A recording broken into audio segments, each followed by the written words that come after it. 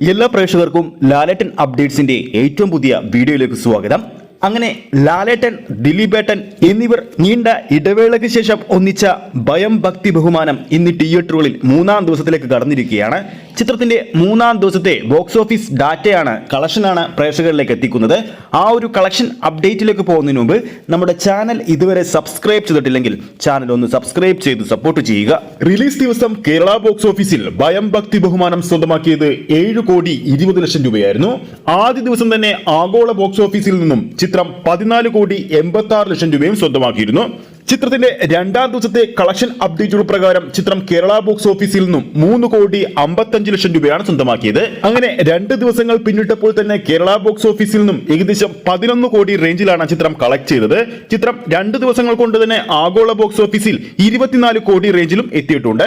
ഇപ്പോഴിതാ ചിത്രത്തിന്റെ മൂന്നാം ദിവസത്തിലേക്ക് നോക്കുമ്പോൾ ഇന്ന് രാത്രി 8 മണിക്ക് ശേഷം ബുക്ക് മൈ ഷോയിലൂടെ വിറ്റുപോകുന്നത് ഓരോ മണിക്കൂറിലും 6,300-ൽ പരം ടിക്കറ്റുകളാണ്. ഇനി നമുക്ക് ചിത്രത്തിന്റെ മൂന്നാം ദിവസത്തെ കേരള ട്രാക്കിംഗ് കളക്ഷനിലേക്ക് നോക്കാം. ഇന്ന് ഇതുവരെ ട്രാക്ക് ചെയ്തിരിക്കുന്നത് കേരള ബോക്സ് ഓഫീസിൽ 1,662 ഷോകളാണ്. ഇതുവരെ ഓഡിയൻസ് ആയി ട്രാക്ക് ചെയ്തിരിക്കുന്നത് 1,63,000-ൽ പരം പ്രേക്ഷകരെയാണ്. 1,662 ഷോകൾ ട്രാക്ക് ചെയ്യുമ്പോൾ ഓരോ ഷോയുടെയും ആവറേജ് തിയേറ്റർ ഓക്യുപ്പൻസി 35%. നിലവിൽ ഇന്ന് 15-ന് മുകളിലുള്ള ഹൗസ്ഫുൾ ഷോകളും 45-ന് മുകളിലുള്ള ഓൾമോസ്റ്റ് ഫിൽ ഷോകളും 115-ന് മുകളിലുള്ള ഫാസ്റ്റ് ഫിൽ ഷോകളും ചിത്രം കേരള ബോക്സ് ഓഫീസിൽ കളിച്ചിട്ടുണ്ട്. നിലവിൽ ഈ സമയം വരെയുള്ള ചിത്രത്തിന്റെ ഏറ്റവും പുതിയ ട്രാക്കിംഗ് കേരള കളക്ഷൻ 2,59,00,000 രൂപയാണ്.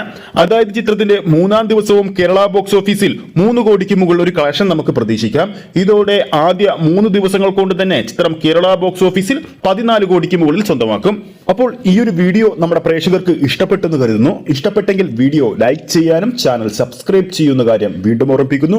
അടുത്തൊരു അപ്ഡേറ്റുമായി നമുക്ക് വീണ്ടും കാണാം.